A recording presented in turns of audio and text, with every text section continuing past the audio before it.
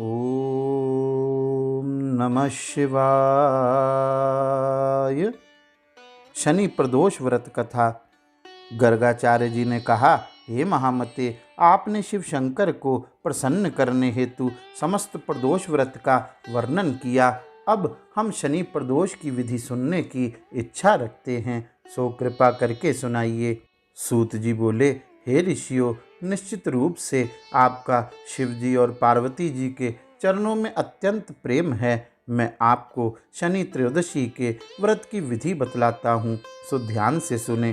प्राचीन कथा है कि एक निर्धन ब्राह्मण की स्त्री दरिद्रता से दुखी हो शांडिल्य ऋषि के पास जाकर बोली, हे महामुने, मैं अत्यंत दुखी हूँ, मेरे दुख का निवारण का उपाय बतलाइए। मेरे दोनों पुत्र आपकी शरण में हैं। मेरे ज्येष्ठ पुत्र का नाम धर्म है, जो कि राजपुत्र है, और लघु का नाम शुचिव्रत है। हम दरिद्री हैं, आप ही हमारा उद्धार कर सकते हैं। इतनी बात सुन ऋषि ने शिव प्रदोष व्रत करने के लिए कहा। तीनों प्राणी प्रदोष व्रत करने लगे। कुछ समय पश्चात प्रदोष व्रत आया। तीनों ने व्रत का संकल्प लिया।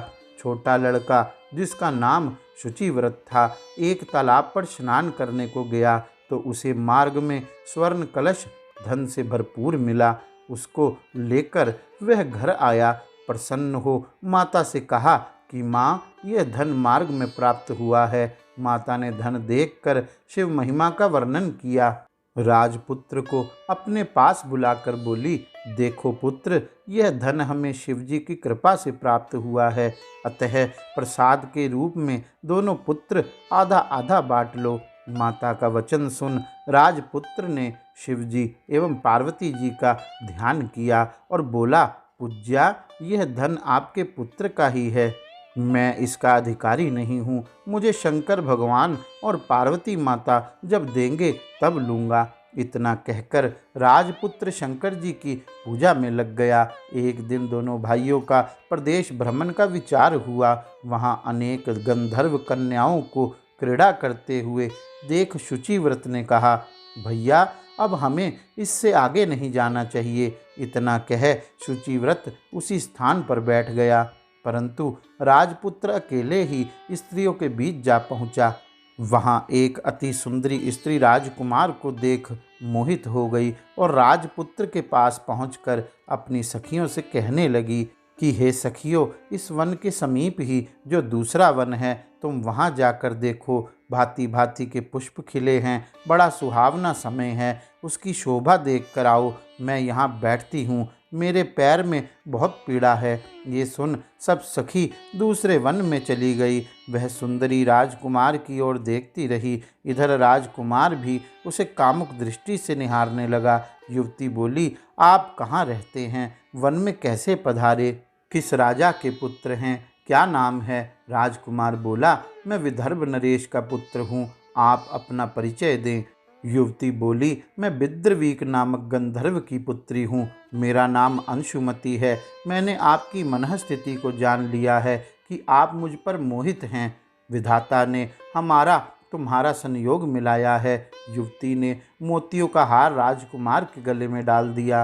राजकुमार हार स्वीकार करते हुए बोला कि हे भद्रे, मैंने आपका प्रेमोपहार स्वीकार कर लिया है, परंतु मैं निर्धन हूँ।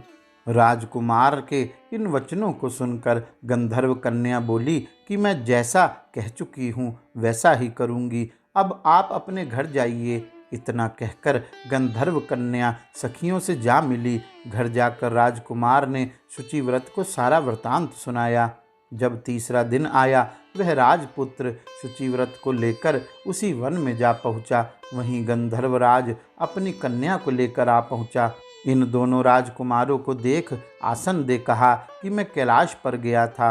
वहाँ शंकर जी ने मुझसे कहा कि धर्मगुप्त नाम का राजपुत्र, जो इस समय राज्य विहीन और निर्धन है, मेरा परम भक्त है। हे गंधर्वराज, तुम उसकी सहायता करो। मैं महादेव जी की आज्ञा से इस कन्या को आपके पास लाया हूँ, आप इसका निर्वाह करें। मैं आपकी सहायता कर राजगद्दी पर बिठा दूंगा। इस प्रकार कहकर गंधर्वराज ने कन्या का विधिवत विवाह कर दिया। विशेष धन और सुंदर गंधर्व कन्या को पाकर राजपुत्र अति प्रसन्न हुआ। भगवत कृपा से अपने शत्रुओं का दमन करके राज्य का सुख भोगने लगा।